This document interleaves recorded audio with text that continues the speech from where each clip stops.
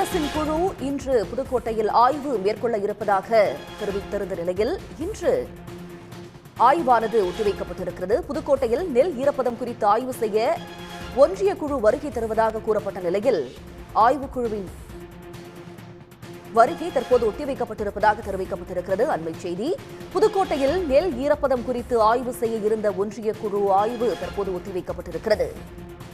புதுக்கோட்டையில் நெல் ஈரப்பதம் பற்றி ஆய்வு செய்ய ஒன்றிய அரசின் குழு வருகை தருவதாக தெரிவிக்கப்பட்டிருந்த நிலையில் அந்த குழுவின் ஆய்வு தற்போது ஒத்திவைக்கப்பட்டிருக்கிறது. இதுபற்றி கூடுதல் தகவல்களை தருவதற்காக செய்தியாளர் ஷேக் அப்துல்லா இணைகிறார். அப்துல்லா, விவரங்கள்.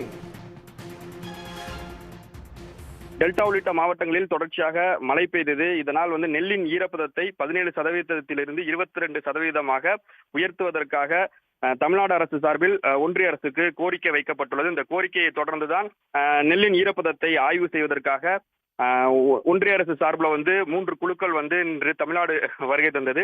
பல்வேறு மாவட்டங்களுக்கு செல்லும் இந்த ஒன்றிய குழு புதுக்கோட்டை மாவட்டத்திற்கும் வருகை தர திட்டமிட்டிருந்தது. குறிப்பாக கந்தரக்கோட்டையிலிருந்து அந்த ஒன்றிய குழுவினர் அந்த ஆய்வை தொடங்க இருந்தனர். கந்தரக்கோட்டையிலிருந்து கல்லாக்கோட்டை, பந்துவாக்கோட்டை, அதே போல் குளத்து நாயக்கர்பட்டி உள்ளிட்ட பல்வேறு பகுதிகளில் உள்ள நெல் கொள்முதல் நிலையத்தில் நேரடியாக ஆய்வு மேற்கொண்டு நெல்லினுடைய ஈரப்பதத்தை எவ்வளவு தூரம் இருக்குன்னு ஆய்வு செய்ய இருந்தாங்க.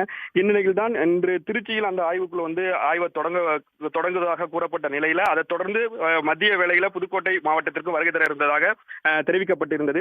இந்நிலையில் தான் அந்த ஒன்றிய குழுவில் உள்ள 3வது குழு தான் இங்க வராங்க. இந்த குழு நாமக்கல் மாவட்டத்திற்கு செல்ல போறாங்க. அதனால இன்று திட்டமிட்டபடி புதுக்கோட்டை மாவட்டத்தில் அவங்களுடைய ஆய்வை தொடங்க முடியாது. அதனால இன்று திட்டமிட்ட ஆய்வு பணிகள் அனைத்தும் நாளைய தினம் ஒத்திவைக்கப்பட்டுள்ளதாக அதிகாரப்பூர்வமாக மாவட்ட நிர்வாகம் சார்பில் அறிவிக்கப்பட்டுள்ளது.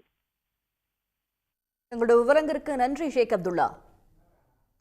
உடனுக்குடன் செய்திகளை தெரிந்து கொள்ள சன் நியூஸ் பெல் ஐகானை கிளிக் பண்ணுங்க.